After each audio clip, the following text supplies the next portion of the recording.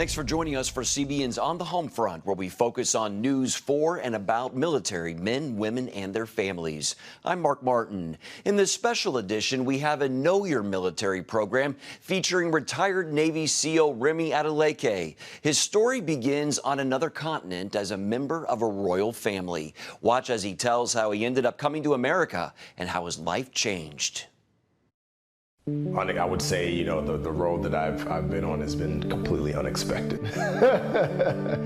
Like, when I look at every aspect of my life, even where I'm at today, it's unexpected. It's like, how did this happen?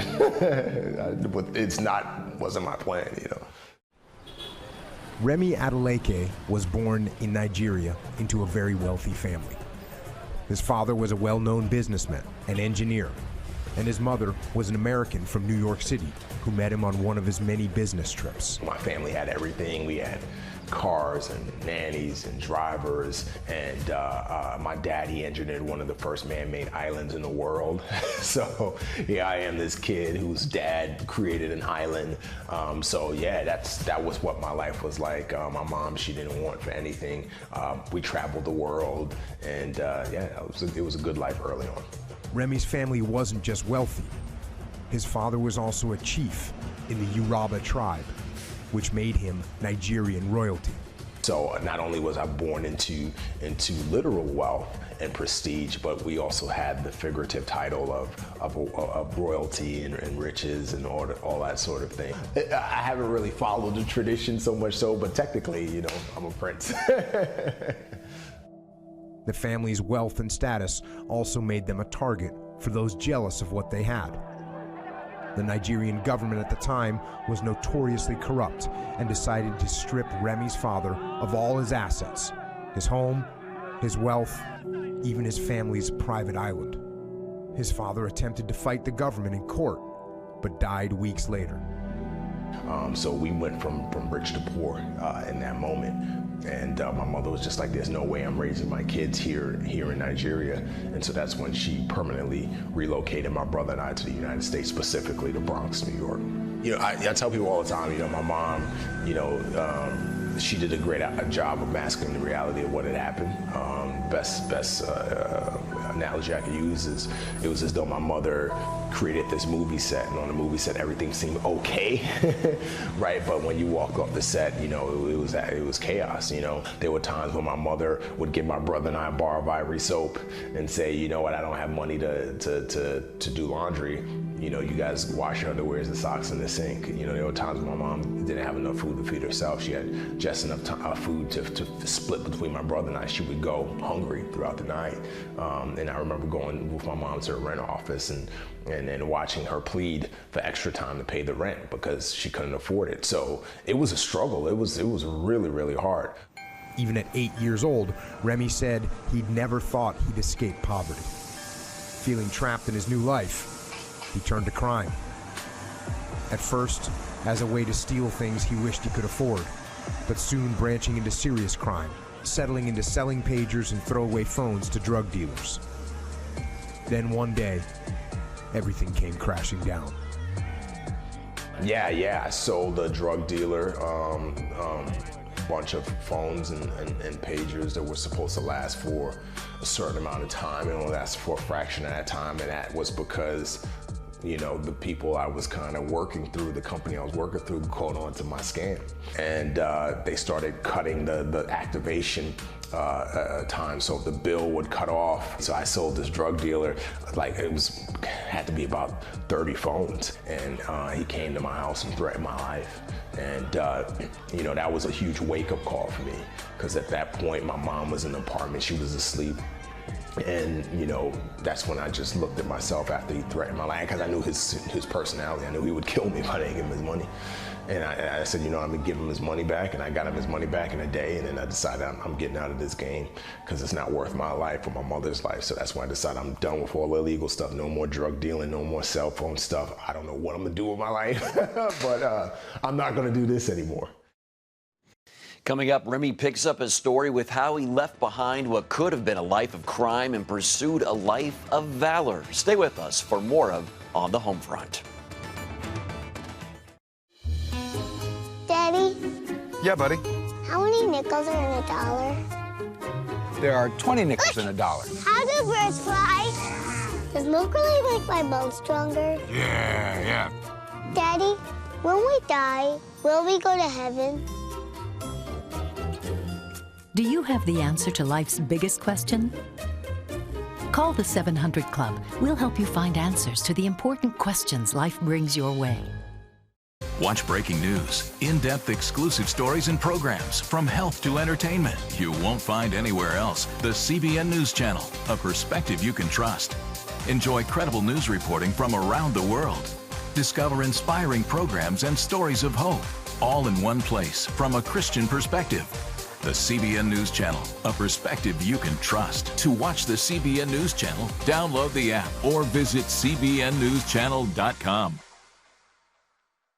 Hello, I'm Dr. David Perlmutter, board-certified neurologist and #1 New York Times bestselling author. Wouldn't it be great to boost your energy, eliminate brain fog, and even reverse brain disease? Well, you can, and I'm going to show you how, along with some of the world's most well-respected brain experts in this DVD, Protect Your Brain. Get Protect Your Brain, a free DVD only from the Christian Broadcasting Network, featuring experts on the cutting edge of neuroscience and brain health. No matter how many times you've failed in the past, you really can do this. In Protect Your Brain, you'll discover simple strategies to keep your brain young and healthy.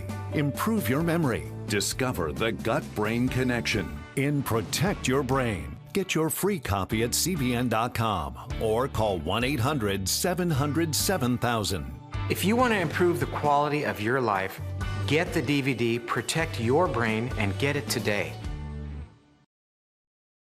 Get the top political news and analysis from Washington on Faith Nation, tonight at 6 Eastern, only on the CBN News Channel.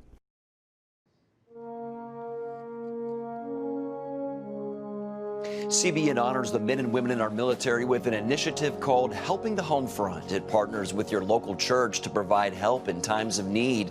Pastors simply contact CBN's Helping the Home Front about a specific need and can apply for assistance in helping individual military members and their families. Whether it's a home repair, a medical bill, or other situations, Helping the Home Front is here for America's military and their families. Just visit helpingthehomefront.org to learn more. You just saw how Remy Adeleke went from the life of an African prince to the streets of America. Now, as he leaves behind a destructive life of crime, he tells us why he decided to join the U.S. Navy with the hopes of becoming an elite Navy SEAL. When he was younger, Remy's favorite movies were The Rock and Bad Boys, two Michael Bay movies featuring action, adventure, and Navy SEALs. Now looking for a fresh start in life, he decided he would join the Navy and become a SEAL himself. I wanted to be challenged. You know, my life had been hard, and I wanted to make it harder.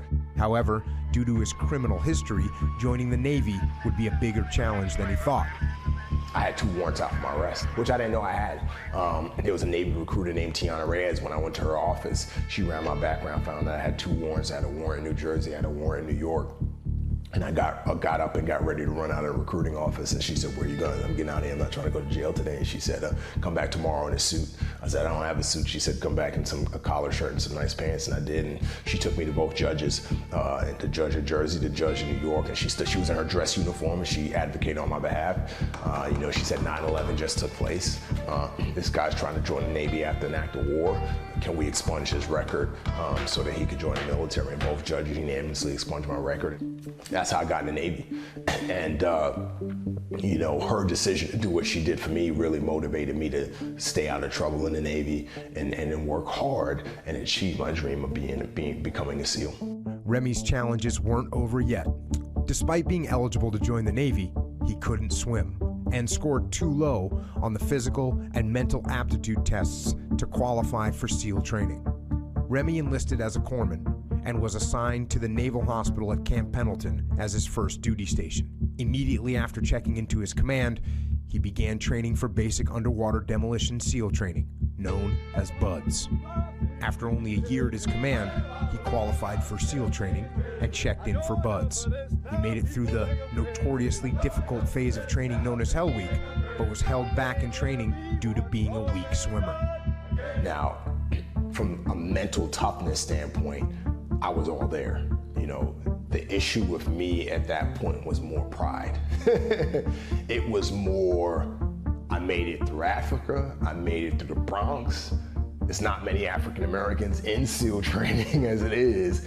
So instead of working on what I needed to work on a weekend, because the instructors would show up on a weekend for guys who made it through Hell Week, the instructors would show up and help work with guys on stuff they were struggling with, whether it was, you know, diving related stuff or swims or whatever. And I was out partying on the weekend, because in my mind, I already made it. Like, I'm gonna make it. And it was all my pride. My pride is where I failed. And so when I got to second phase and the swim times for the 2 mile time ocean swim dropped from 85 minutes to 80 minutes, I failed my first 2 swims. I didn't make the time. And then I got to dive phase and I failed the test 4 times in dive phase. And at that point, the instructors were just like, dude, you know, you're a hard dude. We see that. You've made it through Hell Week. You know, you made it through first phase, you've gotten this far, but you need to work on your swims. And this is not the place for you to work on it anymore. And they kicked me out of buds. Up next, what happened after Remy was kicked out of buds and how he decided to handle the setback. To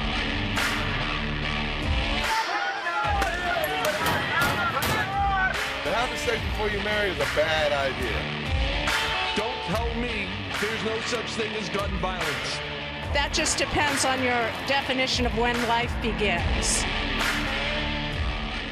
Watch Dan and Dale tackle trending topics that test your faith on the next Faith Wire, Monday night at 9:30. The Global Lane takes you around the world, providing facts over fiction. What might rising trade and geopolitical tensions mean for you on the home front? With over 45 years of experience, award-winning journalist Gary Lane brings you the truth from a global angle. What about the issue of immigration? World news analysis you won't see anywhere else. And it's all right here on the Global Lane. Watch The Global Lane, Thursday night at 9:30.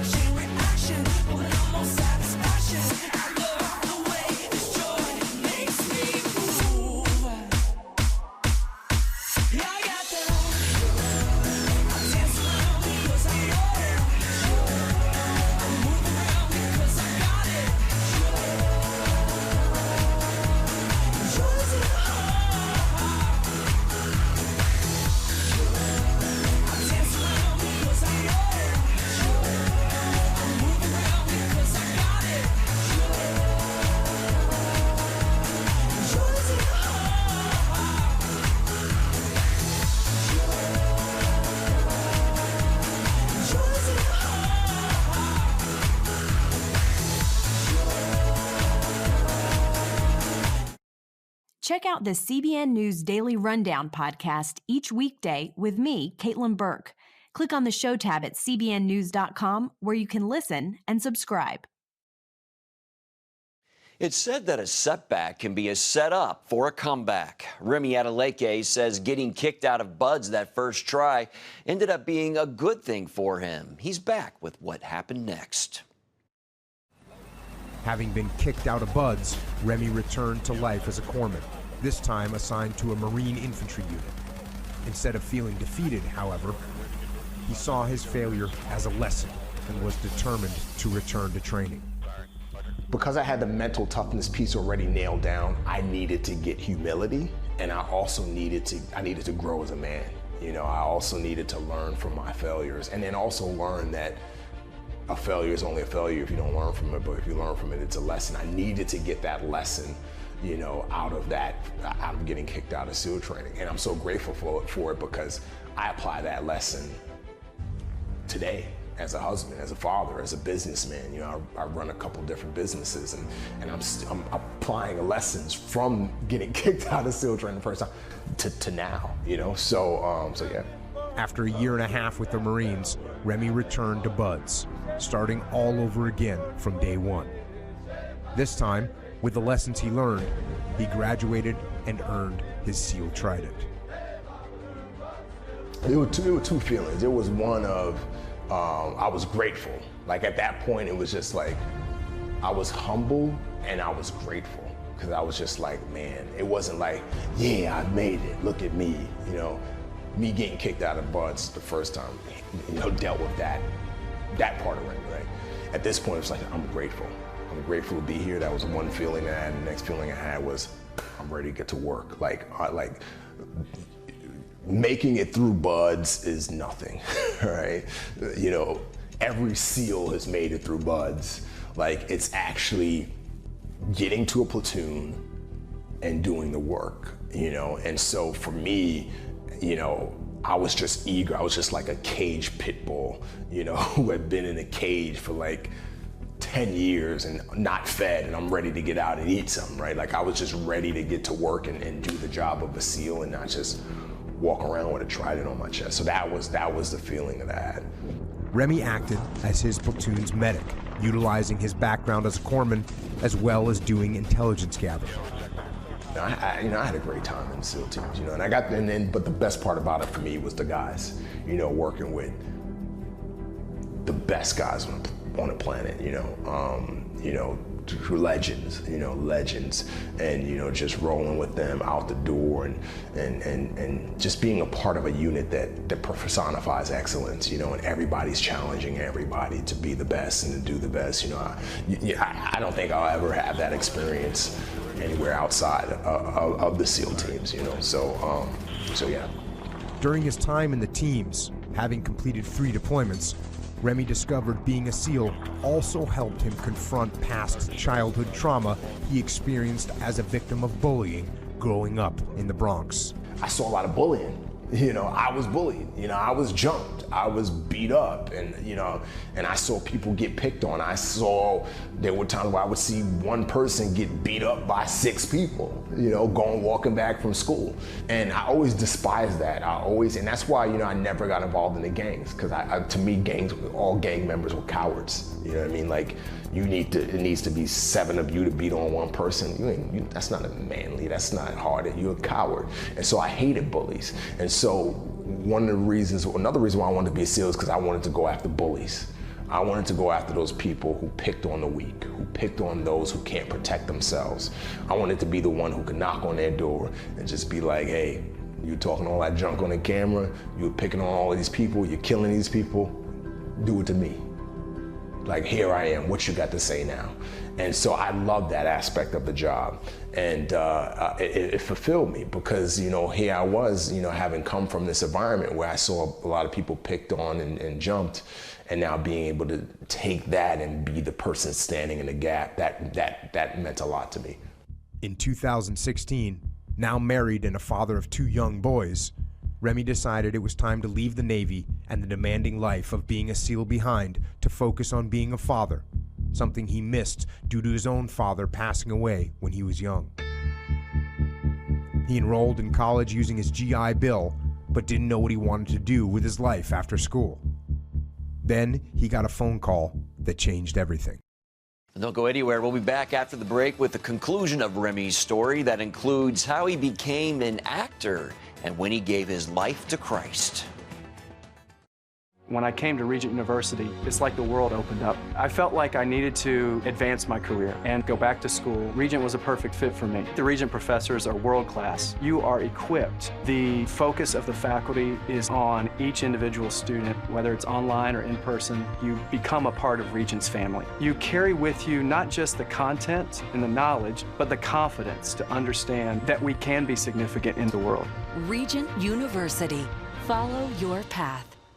Nigerian Christians in Iran are routinely arrested. Happily, Christians continue to suffer. In times of trial and affliction, you need to know the truth. One of the fastest growing Christian populations in the world. Join Wendy Griffith and George Thomas for Christian World News. Young people are the ones who are open to the gospel. Powerful stories of suffering and hope that affect all Christians. Watch Christian World News, Saturday at 5 p.m. Get Protect Your Sleep and discover how to improve the quality of your life. A free DVD or booklet from the Christian Broadcasting Network. If you're not a great sleeper, you can do things to make yourself a great sleeper.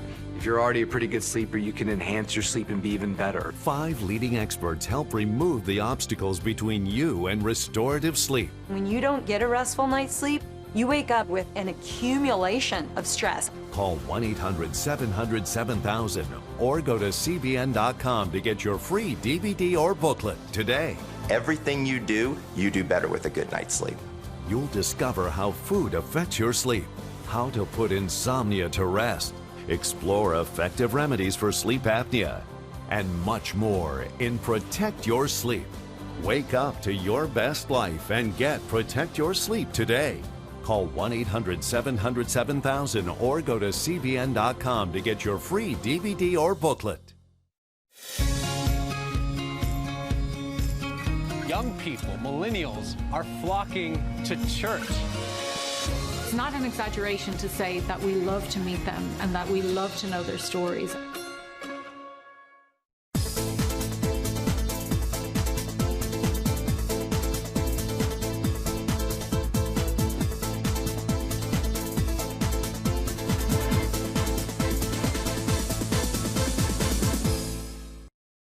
From Nigerian prince to a brush with crime to the Navy SEALs, then Hollywood. Retired Navy SEAL Remy Adeleke tells how he ended up with roles in some of today's biggest box office hits. I was in my office, and I wasn't in this house at that point. I was in a different house, and I was writing papers for grad school, and my phone rings, and this lady's on the other end of the line, and she says, "Hey, Michael Bay's looking for a former SEAL, help out on this movie. Are you available tomorrow?" And I was just like, "Sure, Michael Bay, yeah, I'll do it." And then she told me to send her some pictures. I didn't have headshots, I just had regular pictures, so I sent them to her, and she was like, "Hey, you're on." And then next day I'm on set with Michael Bay and Josh Duhamel, and I'm shooting a scene for Transformers last night, and it was just supposed to be that one day, and then I got a phone call about a week and a half later from that same lady, and she said, "Hey, Bay, like said you could take direction and your look on set and all that. Are you available to come back for 3 more weeks?" And I said, "Sure." So I did a week in Arizona, 2 weeks in Michigan, and then at the end of the second week, a PA approached me and said, "Bay wants to know if you'd like to stay on until the film wraps." And I said, "Sure." And so I ended up staying on the film until it wrapped, and did some consulting on it and acting on it, and that's where I would say my career started, in the film and TV industry, and it definitely wasn't what I was trying to do. I didn't know what I was going to do, and I ended up still finishing my master's degree during that process, but that's where I found, I guess, my next calling. Since acting in Transformers, Remy has starred in many commercials, worked on TV shows as an actor and advisor, and acted in another upcoming Michael Bay movie. He also found he had a gift for writing, and after completing his autobiography, he decided to try his hand at writing something different.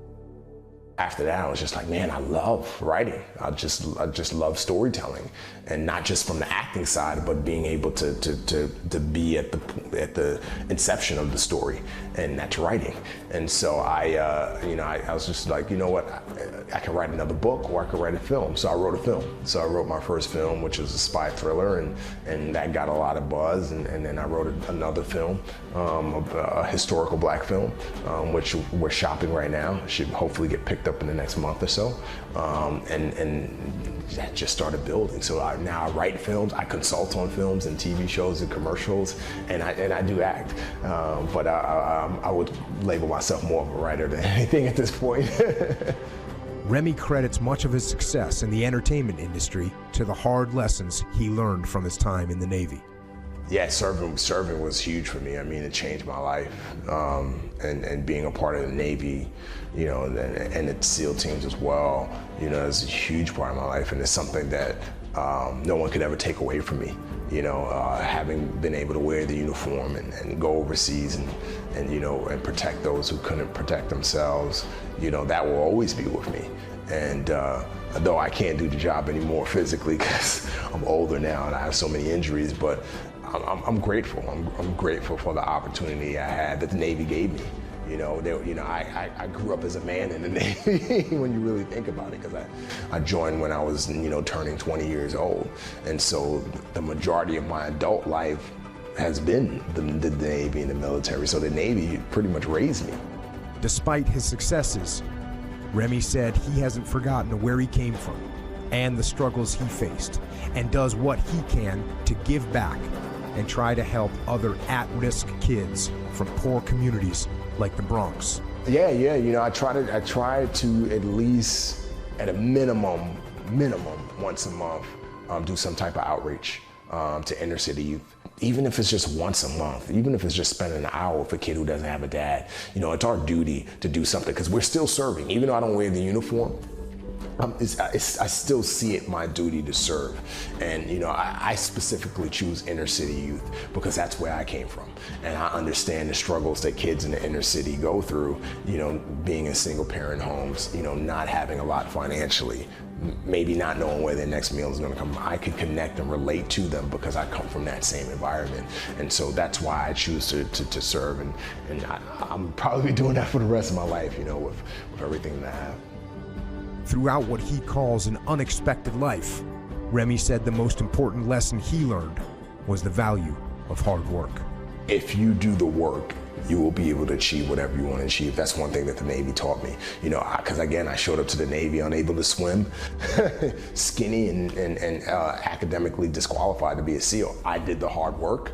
The Navy showed, you know, rewarded me for doing the hard work. I was able to go to SEAL training and become a SEAL. So that's one thing. Hard work pays off. Sometimes it may seem like it won't, but it does.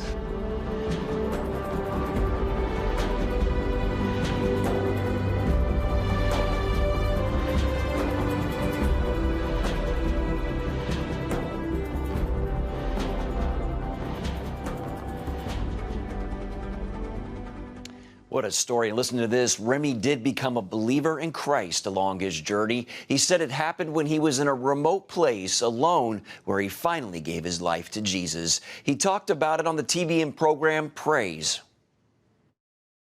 I'm in Alaska. I don't know how to pray. I don't know how to speak in other tongues. I don't know how to do nothing. But all I knew how to do was just cry out to Jesus. Here I'm this big, bad Navy SEAL. Yeah. But I'm crying out to Jesus. And I'm just saying, Jesus, help me. Help me, Jesus, help me. And sometimes that's all it takes. It's that simple. Wow. Like, you don't have to be eloquent.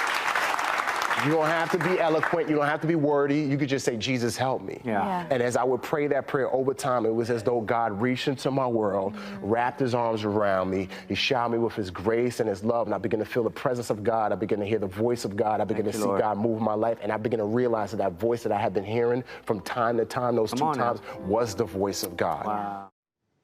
Wonderful. That's going to do it for this special edition of On the Home Front. You can find more CBN News programs here on the CBN News Channel or watch on demand at cbnnews.com. Hope to join us next time. Have a great day.